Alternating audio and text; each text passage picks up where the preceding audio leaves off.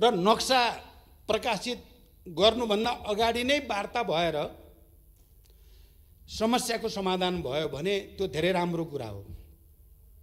कहीँ न कहीँ त्यसका विभिन्न विकल्पहरूमाथि छलफल सुरु भयो भने पनि त्यो ऐतिहासिक कुरा नै हुन्छ भन्ने मेरो विश्वास पनि थियो।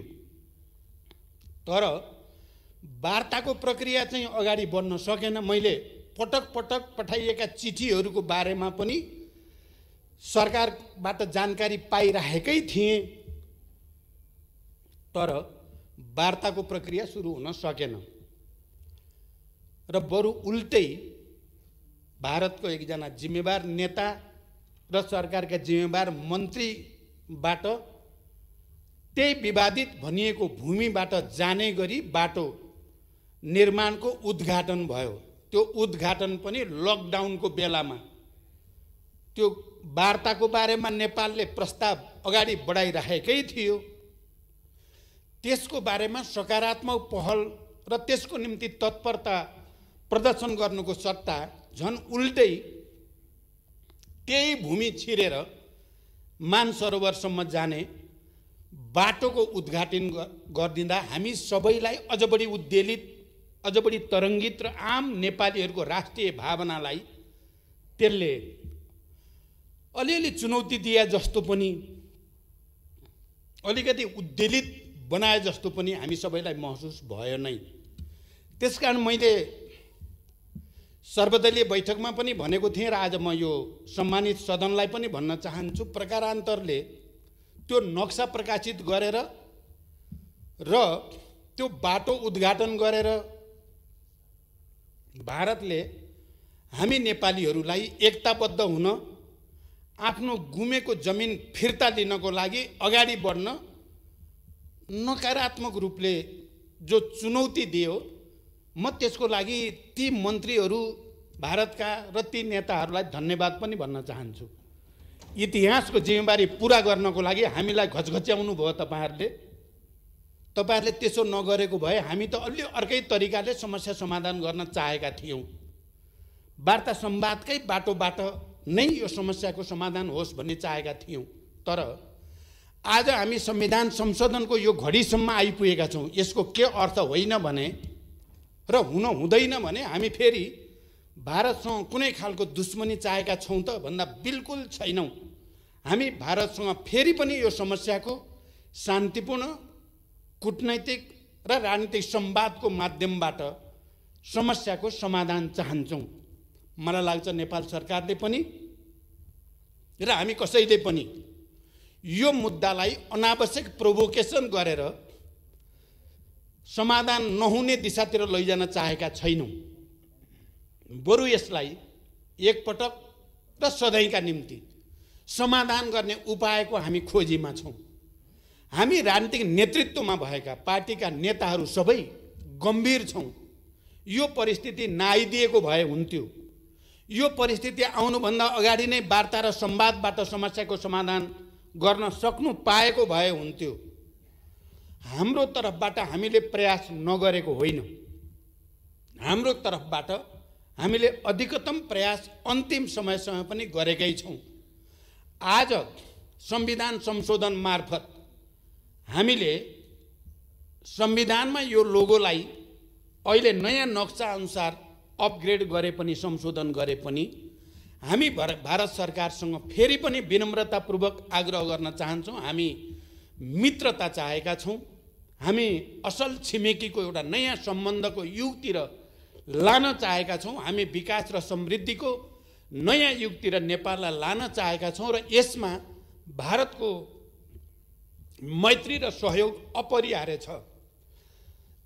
त्यसकारण म के भन्न चाहन्छु भने आज यो सम्मानित सदनबाट यो निर्णय सर्वसम्मत रूपबाट हुनु भनेको भारतसँग दूरी बढाउनु चाहिँ होइन, बरु भारतलाई यो समस्या समाधानको निम्ति अझ बढी घचघच्याउनु, उहाँहरूलाई अझ बढी प्रेरित गर्नु, उहाँहरू यो समस्याको सत्य तथ्यका आधारमा, ऐतिहासिक तथ्य तथ्याङ्क दस्तावेजका आधारमा समस्याको सदाका लागि समाधान गरेर एउटा असल मैत्रीको एउटा नयाँ चरणतिर लैजानको लागि एउटा वातावरण बनोस् भन्ने हाम्रो चाहना छ।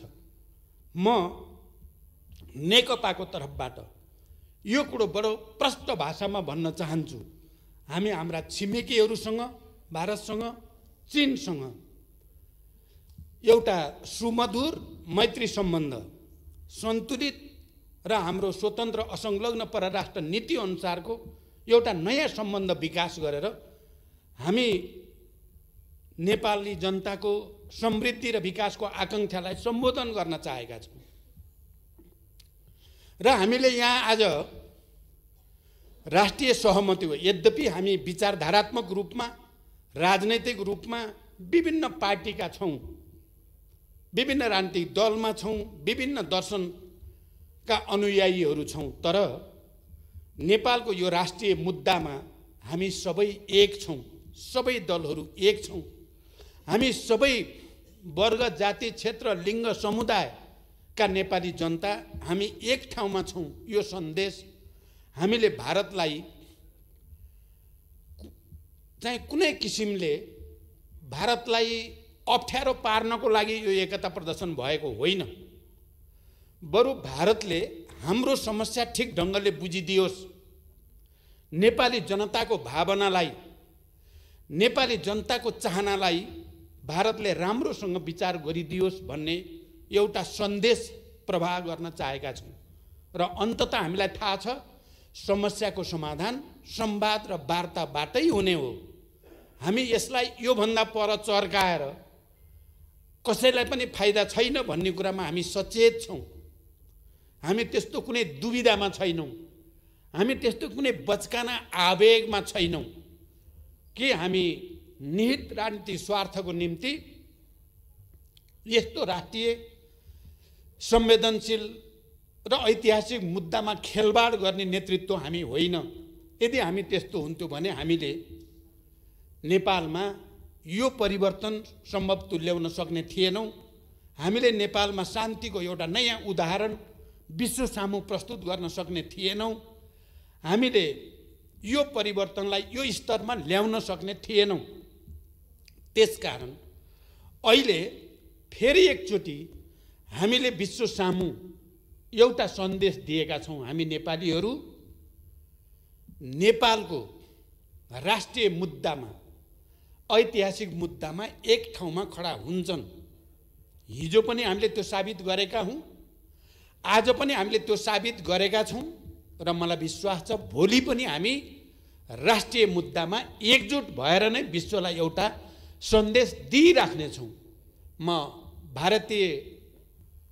भारतको सरकार, त्यहाँका राजनीतिक नेताहरू, राजनीतिक दलहरू, त्यहाँका बुद्धिजीवी, त्यहाँका पत्रकारहरूलाई पनि नेपाली जनताको यो भावना र संवेदनशीलतालाई गम्भीरतापूर्वक लिइदिन म हार्दिक रूपले आग्रह गर्न चाहन्छु। हामी योभन्दा बढी यो विषय नतन्कियोस्, बरु यो बिन्दुबाट वार्ता संवादको एउटा नयाँ युगको सूत्रपात होस् र त्यसले हाम्रा बीचमा भएका समस्याहरूलाई स्थायी रूपले समाधान गर्ने एउटा वातावरण बनोस् भन्ने हाम्रो चाहनालाई म व्यक्त गर्न चाहन्छु। मलाई आज यति बोल्दै गर्दा विशेष गर्वको महसुस भएको छ, किनकि हामीले 12 बुँदे समझदारीदेखि शान्ति सम्झौतासम्म आउँदा जुन राजनीतिक संस्कार हामीले सूत्रपात गर्यौं त्यो र भूकम्पको बेलामा हामीले जे भन्यौं र गर्यौं, त्यो संविधान बनाउने बेलामा हामीले जे भन्यौं र गर्यौं त्यो सबै, र अहिले यो विषयमा हामीले जुन एकता प्रदर्शन गरे यो सबैले नेपाली कल्चर, नेपालको मनोविज्ञान, नेपाली भावना, नेपाली चेतनालाई अभिव्यक्त गरेको छ।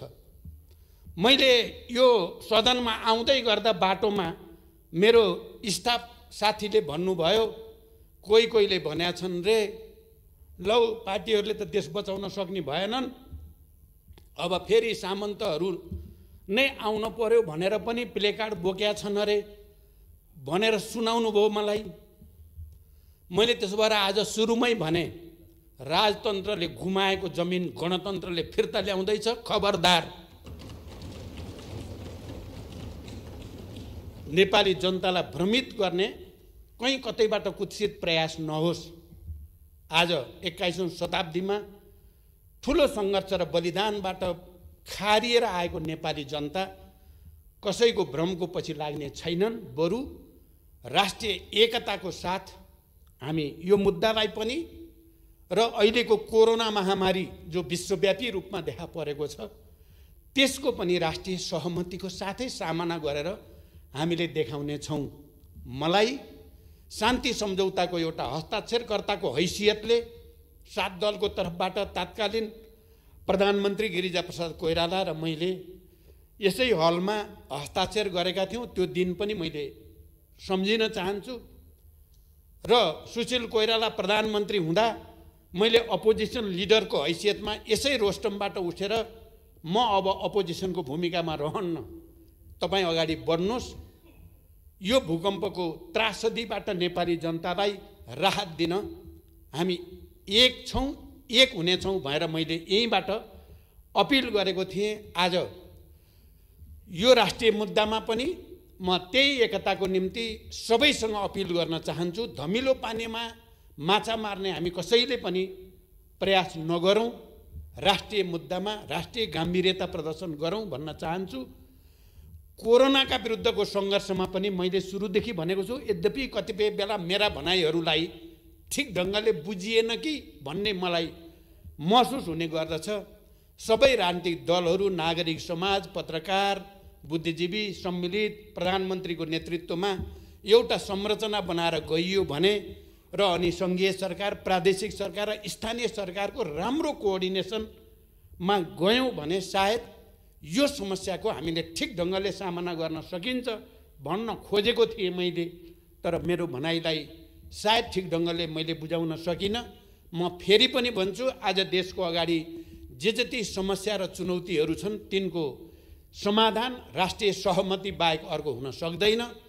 त्यही राष्ट्रिय सहमतिको निम्ति फेरि एकचोटि सबैसँग अपिल गर्दै सभामुख महोदय म बिदा हुन चाहन्छु। धन्यवाद।